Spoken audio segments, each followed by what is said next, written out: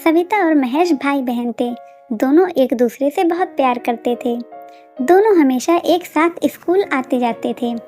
उनके माता पिता अपने बच्चों को पढ़ाने का बहुत प्रयास करते थे। दोनों पढ़ने में भी बहुत अच्छे थे। सविता बड़ी तथा महेश छोटा भाई था। दोनों हमेशा एक दूसरे की बात मानते। धीरे धीरे दोनों बड़े हो चुके थे।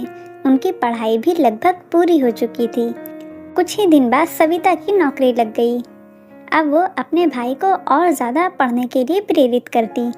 महेश भी मन लगाकर पढ़ाई करता। देखते देखते महेश की भी नौकरी लग गई। अब उनके घर की स्थिति बदल चुकी थी। भाई बहन ने अपने और अपने माता पिता के शौक की हर चीज़ें खरीद ली, जिसके कारण अब उन्हें किसी चीज़ की कमी नहीं लगती थी। एक दिन सविता के माता पिता ने सविता की शादी के लिए रिश्ता पक्का कर दिया। इस बात की खबर सुनकर महेश बहुत उदास हो गया। उसे लगने लगा कि अब वो अकेला हो जाएगा। वो अक्सर मायूस रहने लगा।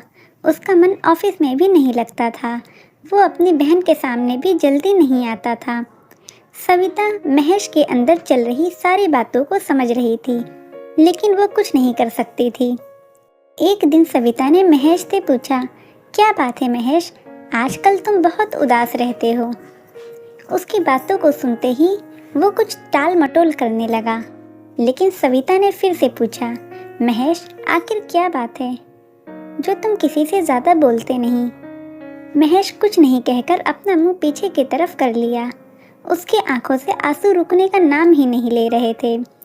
सविता ने जब सामने से देखा तो दोनों भाई बहन साथ में रो पड़े।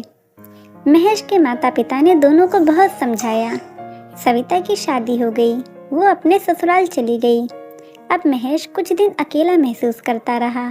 उसके माता पिता ने सोचा, क्यों ना हम महेश की भी शादी कर दें, जिससे महेश को अकेला महसूस ना हो।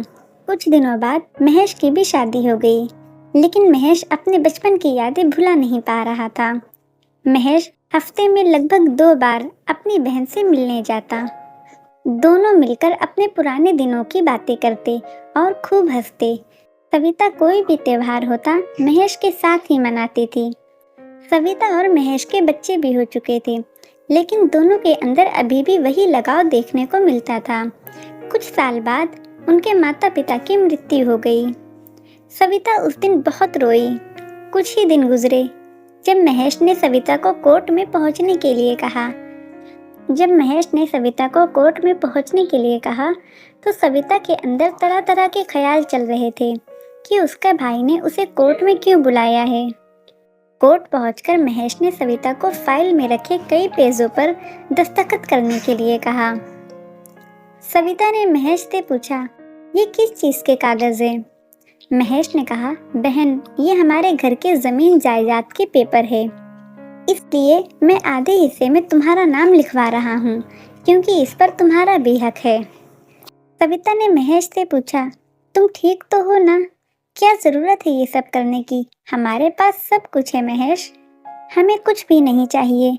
महेश ने कहा, हमारे माता पिता के पास पहले कुछ ज़मीन जायदाद नहीं थी, लेकिन जब हम दोनों की नौकरी लगी तो हमने कई ज़मीनें खरीदी और बहुत सारी चीज़ें बनाई, जिस पर तुम्हारा भी हक है।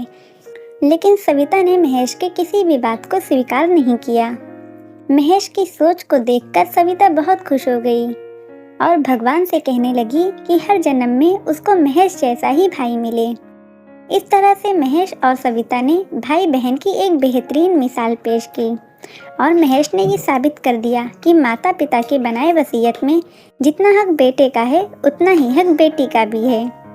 दोस्तों, आपको ये कहानी कैसी लगी? कमेंट करके ज़रूर बताइएगा।